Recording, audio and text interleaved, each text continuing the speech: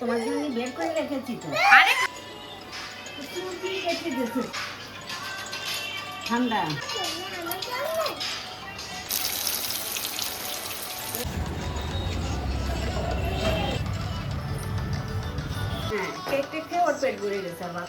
ঘরের কাজটা দেখো কেমন অর্ধেক হয়ে পড়ে আছে, মাথাটা আমার এত গরম সকাল থেকে কি বলবো।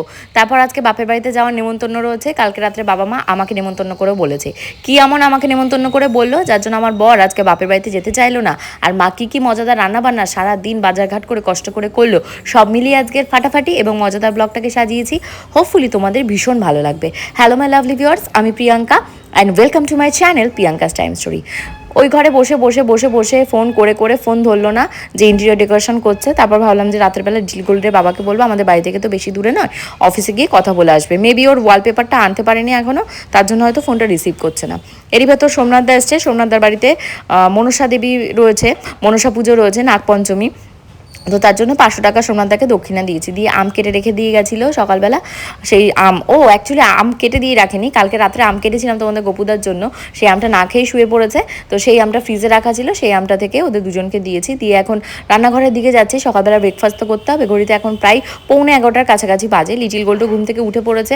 আগের দিন বান্ধবীদের জন্য যে মনে আছে পাউরুটি বানিয়ে নিয়ে গেছিলাম, ব্রেড, তো সেই স্যান্ডউইচের কিছুটা মিক্সচার থেকে গেছিলো। ভাবলাম সেইটুকু দিয়ে আজকে যদি ফাইনাল ফিনিশ করে না নিই তাহলে কী হবে বলো তো, ওটা পচে নষ্ট হবে।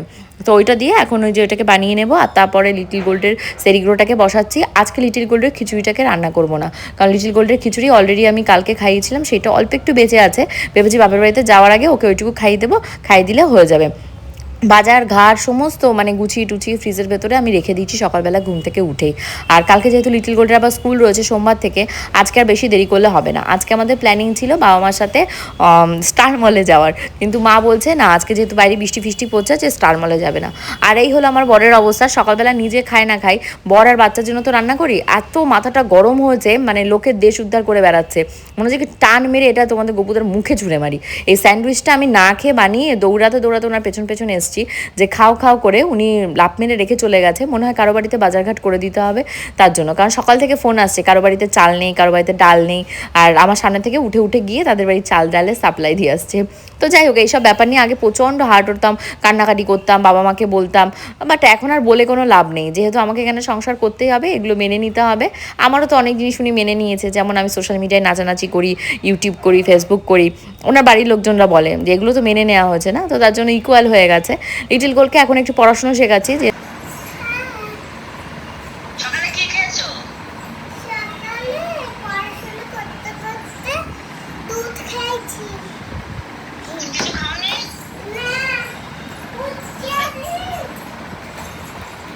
আচ্ছা এখানে এসে ভাত খাবা, ঠিক আছে? তুমি আবার কথা বলতে কোন জায়গায় চলে গেলে? কথা বলতে আবার কোথায় গেলে?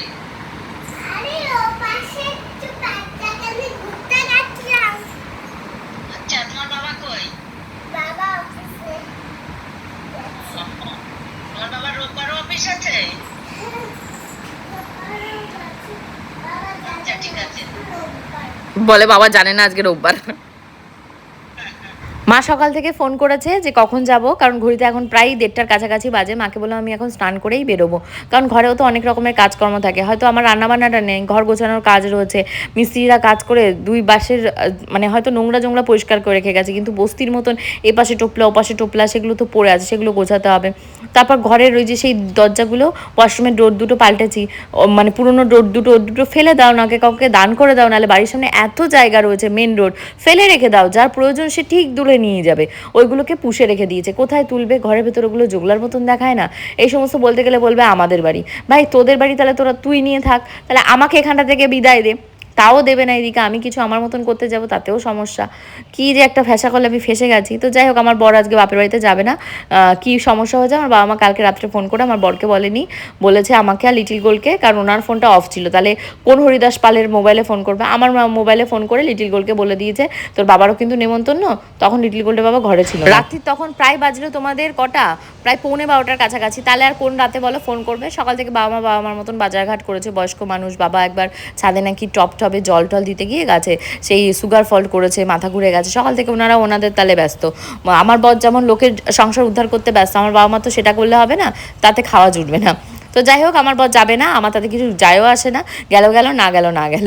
তো আমি আমার মতন রওনা দিয়ে দিচ্ছি। এবার কি কিনবো বাবা মার জন্য, কারণ খালি হাতে যেতে হয় বলো, শ্বশুরবাড়ি থেকে আমি যেহেতু যাচ্ছি কিছু তো সাথে নেবো। ফার্স্টে ভেবেছিলাম একটু মিষ্টি নেবো, কিন্তু মিষ্টি নিয়ে এই যে হাতা কাটা জামায় বাজারের ভেতর দিয়ে আমি যেতে পারবো না হেঁটে।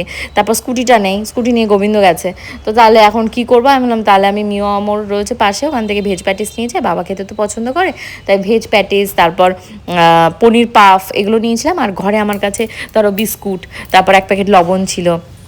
তো ভাবলাম মাকে নিয়ে গিয়ে দিই, মা তাতে উপকার হবে। তো এই নিয়ে গেছি। আর মা এসে দেখি লিটিল গোল্ড রয়েছে, ফোন করে মাকে বলছিল দিদু ইলিশ মাছ খাবো। মা আবার বেলা সেই 2:45 বাজে তখন ইলিশ মাছ বের করেছে, সেগুলোর গায়ে লবণ টবণ মাখিয়ে লিটিল গোল্ডের একটা, আমার বাবার একটা, লিটিল গোল্ডের বাবা যদি আসে তার একটা। সকাল থেকে কতবার ফোন করেছে আমার বাবা, অন্তত 4 থেকে 5 বার ফোন করেছে। আমার মা করেছে, বাবা করেছে, লিটিল গোল্ডের বাবা ফোন ধরেনি। তো এখানে এসে বুঝলাম যে পূজারা দুপুরবেলা আসবে না, যেহেতু পূজাদের দোকান থাকে দুপুরবেলা, এখন ওরা নেমন্তন্ন ওরকম দুপুরে হবে না, ওদের রাতে আসবে, মানে দোকান বন্ধ করে আসার পথে মা বললো ওরা এসে খাওয়া দাওয়া করবে। তো এই মাছগুলোতে মা এখন গজগজা করে লবণ মাখিয়ে লবণ ইলিশ খাবে বলে ফ্রিজে রেখে দেবে। আর এখানে আমরা আসার সময় একটা কেক কিনেছিলাম, তো লিটিল গোল্ড সেটা খাচ্ছে, আর মায়ের দেখো এখানে ইলিশ মাছগুলোকে ভেজে নিচ্ছে। বাবার শরীরটা আবার হুট করে একটু খারাপ হয়েছে, যে বললাম না টবে জল দিতে গিয়ে মাথা ঘুরে গেছে, বসে বসে এক গাদাগুচির বিস্কুট, তারপর একটা আইসক্রিম এগুলো খেয়েছে, যাতে সুগারটা ফল্ট করে গেছে, সুগারটা যাতে ইকুয়াল হয়ে যায়। তো এই খেয়ে বাবার হলো আরও শরীর খারাপ লাগছে, মাথা ব্যথা ঘোরাচ্ছে, কারণ হাই সুগার হয়ে গেছে। এবার কি যে একটা তাল হচ্ছে বাপের বাড়িতে, এখন দুজন পুরো বাচ্চা মানুষের মতন হয়ে গেছে। আমার শ্বশুরমশাই যেমন ছিল শেষের দিকে, একদম ছোট বাচ্চা হয়ে গেছিলো। আর এখানে মা হলো গিয়ে পুঁই শাক রান্না করেছে চিংড়ি মাছ দিয়ে, মাছের মাথা দিয়ে। এটা হলো মুড়িঘণ্টের ডাল, তারপর ইয়ে করেছিল আর মাছ করেছিল আলু দিয়ে, খাসির মাংস করেছিল, সাদা ভাত রান্না করেছিল, চাটনি করেছিল, টমেটোর অনেক কিছু করেছিল। লিটিল গোল্ডের জন্য ওই যে দেখতে পাচ্ছ লিচি ড্রিঙ্কটা এনে রেখেছে, ওখান থেকে যেই না আমি এক ঢোক খেয়েছি, ওরে বাবারে পুরো সেই তারকা রাক্ষসীর মতন লিটিল গোল্ড চিৎকার দিয়ে উঠেছে। আর মা বলছে ওর সাথে ওরকম করিস না, আর বকা ঝকা কান্না কাটি একটা সেই নানাখানা অবস্থা। আমার ভীষণ ভালো লাগে বাপের বাড়ি থেকে লিটিল গোল্ডের পেছনে ইয়ে করতে লাগতে। আর লিটিল গোল্ড একদম আদরে দুলালি, তো একদম গলে পড়ে, একটা কিছু বললেই মারধর দেওয়া যায় না, ওই পেছনে লেগে ওকে খ্যাপায়। তো মা দুপুরবেলা, বাবা যেহেতু বললে একটু পরে খাবে, তো মা আমার ভাত, লিটিল গোল্ডের ভাত, ওর জন্য যে চিংড়ি মাছ ভেজেছিল সেই চিংড়ি মাছ সব দিয়ে গুছিয়ে দিচ্ছে। তাই বললাম মা তুমি ওকে একটু ঘি ভাত দাও, ঘি দিয়ে খেয়ে নেবে। তা বলছে আবার ঘি ভাত খেতে চায় না, এখন তো কান্নাকাটি করছে, পরে দেবো। তো তারপর আমার পাশে ডাটা দিয়ে, তারপর মাছ দিয়ে, সব দিয়ে লিটিল গোল্ডকে সুন্দর করে খাবার দাবার গুছিয়ে দিয়েছে। আর ওই বাড়ি থেকে যখন এসছি তখন গোবিন্দও ছিল না বাড়িতে, গোপালও ছিল না। গোবিন্দ একটা নতুন রয়্যাল এনফিল্ড কিনছে, ওইটার মনে হয় কোনো কিছু করতে গেছে, আর নাহলে বাড়ির যে 4 চাকা গাড়িটা রয়েছে সেই গাড়িটা বোধহয় সার্ভিসিংয়ে দিয়েছে। গাড়িটা নয় করে দেখতে দেখতে প্রায় 10 বছর হয়ে গেল, খুব ভালো সার্ভিস দিয়েছে। রেনল্ট, মানে গাড়িটা বিশাল যে বড় তা না, কিন্তু খুব ভালো সার্ভিস। মানে কতবার যে ও আইসিইউতে ভর্তি হয়, আইসিইউ থেকে আবার বেঁচে ফিরে আবার আমাদের টানে। তো এই করে করে নতুন গাড়ি আর কেনা হচ্ছে না। লিটিল গোল্ডের বাবা প্রত্যেক ডিসেম্বর মাসেই বলে এই তো নতুন গাড়ি কিনবে, এই তো নতুন গাড়ি কিনবে, আর নতুন গাড়ি কেনার কোনো খবর নেই। তো যাই হোক, এখন দুপুরবেলা খাওয়া দাওয়া করে আমারও শরীরটা প্রচণ্ড টায়ার্ড লাগছে। মা দিয়েছে এক গাদা গুচ্ছের ভাত, সে ভাত এত খাওয়া যায়? যদিও মা খুবই সুন্দর রান্না করেছে, মাটনটা একদম তুলোর মতো নরম হয়ে গেছে। বাবা মা এই বাজার করেছে জানো, ওই যে ইলিশ মাছটা তোমাদেরকে দেখালাম, ওটা নাকি 2000 টাকার ইলিশ মাছ, মানে নিউ ব্যারাকপুর বাজার ঘুরে ঘুরে ওই মাছ কিনেছে। তো তারপর আমি গিয়ে একটু শুয়ে পড়েছিলাম খাওয়া দাওয়া করে। মা একটু বসেছিল, মায়ের যে পেজটা রয়েছে স্বপ্না শাহ, সেই পেজটা আমাকে দেখাচ্ছিল কোথায় কী ফল টল কী আছে। তো সেগুলো চেক করে বললাম সব অল গুড আছে, তুমি এখন ভালোভাবে ভিডিও দাও তাহলেই হবে। তো মাও কিন্তু ওখানটায় রান্নার খুব সুন্দর সুন্দর ভিডিও দেয়, তোমরা পেজটা ফলো করতে পারো, স্বপ্না শাহ নামে আছে ফেসবুকে। তো এখন বাড়ি যাওয়ার জন্য রেডি হচ্ছি, গাড়ি বুকিং হয়ে গেছে, প্রায় 9:30 বাজে, তখন একটু চোখটা বন্ধ করেছে, এখন প্রায় 10:30 11:30 বাজে বুকিং হয়ে গেছে টোটো।